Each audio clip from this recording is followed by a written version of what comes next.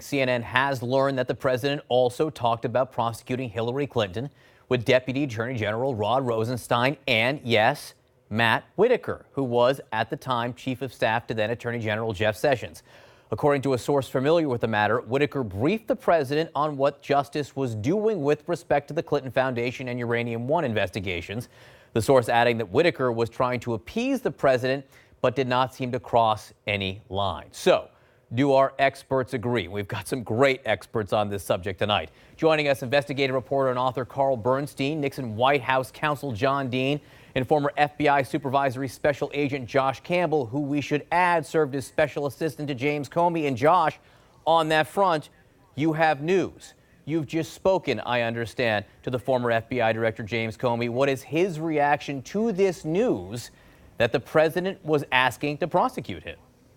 So I was just chatting with him earlier this evening, John, and tonight he's shaking his head. I mean, this is the kind of stuff that had him so worried when he was the FBI director. You think about the instance of him sitting before the president and the president demanding loyalty from the FBI director in this kind of mafia-like fashion. Fast forward to a meeting in the Oval Office where the president is attempting to inappropriately interfere with the FBI's criminal investigation into Michael Flynn, the national security advisor. So this is what had him worried then. This is what he's been so vocal about now and speaking out. I mean, he wrote a book about it. And I think he's also pleased that the New York Times made clear that President Trump and his allies have essentially been lying when they've been claiming that he divulged classified information, which he did not.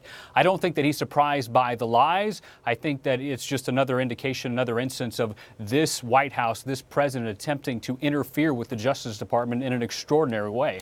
John Dean, this is the definition of Nixonian. Of course, Richard Nixon used the IRS to try to go after his political opponents. This is President Trump asking to use the Justice Department to go after his political opponents. What is your reaction to the news tonight? He actually used the Justice Department to back off of some of his friends as well. But what's interesting, if I had to channel a little of Richard Nixon, I think he'd tell this president he's going too far. This is the sort of stuff of a banana republic. This is what an autocrat does. Political scientists have developed standards by looking at what they do all over the world. And Trump is checking all those boxes. And it's rather frightening and kind of startling because he was told about this during the campaign when he started mentioning these sort of things, but he's never backed off. And it looks like he won't back off until he's forced to. John, I want to ask you to repeat that just one more time here because it strikes me as extraordinary. You, of course, were involved with Watergate, and you just said that Richard Nixon would tell Donald Trump he's going too far? I think he would.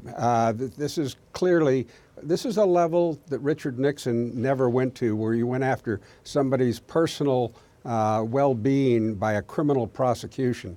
I've listened to all of the tapes that are relevant. While I heard him break the law on some of those tapes, I never heard him do it by turning on his enemies and trying to put them in jail. This is really very, very heavy sledding. And Carl Bernstein, one thing I want to point out here is that the timeline in this is spring of 2018. Donald Trump had been president of the United States for well over a year by this point, 14, 15 months. So the excuse that you might hear from some supporters, that he didn't know what the job was, he doesn't know what a president should and shouldn't do. By 15, 16 months into the administration, he should know what the Justice Department can and can't do and what he can and can't order. There are no excuses, and this is a defining moment in the history of the Trump presidency, because this is a demonstration of his unfitness to be president of the United States, of his abuse of presidential power, of his embrace of authoritarianism, and also it is going to get the attention of some, not all, Republicans in Congress. But we are now watching a president of the United States undermine the very principles of our democracy. The President of the United States swears, and today I read the articles of impeachment against Richard Nixon, and everybody should go read Article 2 of it and how similar it is to what we've seen Trump do here. But the President takes an oath to defend the Constitution of the United States, to uphold it and to protect it. This president daily abuses it, but never have we seen such flouting of willingness to abuse the Constitution and the powers of the presidency, as we are now seeing and what we're learning from Maggie Haberman's story. And this is going to be investigated. It's going to figure in the Mueller investigation. It's going to figure in investigations on the Hill. And this is a moment that we're going to look back on and say, that's perhaps when the message got across in Washington that this president has crossed lines that must be noted. But let me ask you, Carl, because you say there was a willingness to, and he asked Don McGahn about whether he could order the Justice Department to prosecute these people. But at the end, he didn't. So I could see supporters of the president say, and people who probably work for him in the White House will be out spinning this tomorrow, saying he never ordered anything. No one actually did anything. So no harm, no foul. They will say that. But I think what we know now is that the Mueller investigation is a sprawling inquiry into all areas of the president's conduct, both in possibility with foreign entities, with foreign nationals, and certainly those around him with foreign nationals. But more than anything, it is focused, as we know, on an obstruction of justice that involves Mr. Comey, among others. Very significant today that Rudy Giuliani talked about questions that the president would not answer. And sure enough, they involve the firing of James Comey. And here we are with more and more information and evidence about what the president intended. So people can say, oh yeah, this doesn't cross the legal barrier. Let's see what happens in a real investigation, and that's where we're heading. I want to get a couple more questions in. Josh, to you.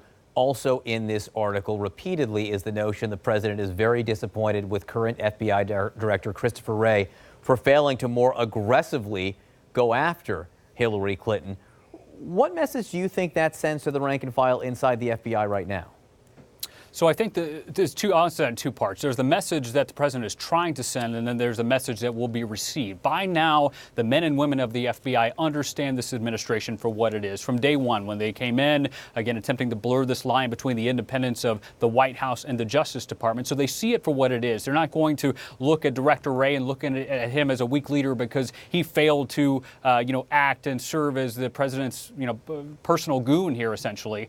But also, I think the American people understand that. They know that just because the FBI director or the attorney general or anyone in the Department of Justice doesn't jump when the president says go and investigate something, that isn't a sign of weakness. If anything, that's a sign of strength. Standing up and saying, look, we will put our hand up and say, no, this is inappropriate. You are about to cross a line and we will not be a part of it. All right, John Dean, I want you to channel now your former White House counsel self. I want to read you part of the statement from Don McGahn, who said that the president never, to his knowledge, ordered anyone to prosecute Clinton or Comey.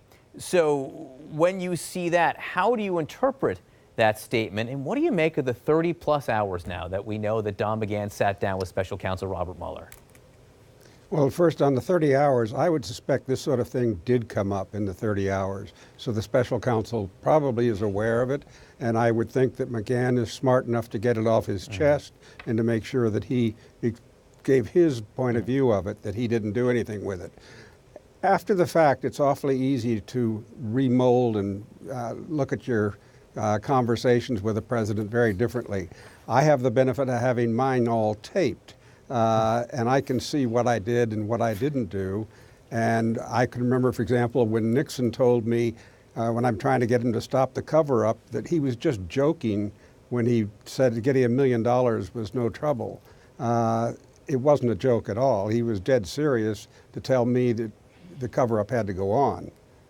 I could feel Carl Bernstein's smile there when you said you had the benefit of your conversations being taped. Carl Bernstein, John Dean, Josh Campbell, thank you for helping us understand this. As I said, this is incredible perspective from you three gentlemen on this story, and I really do appreciate it.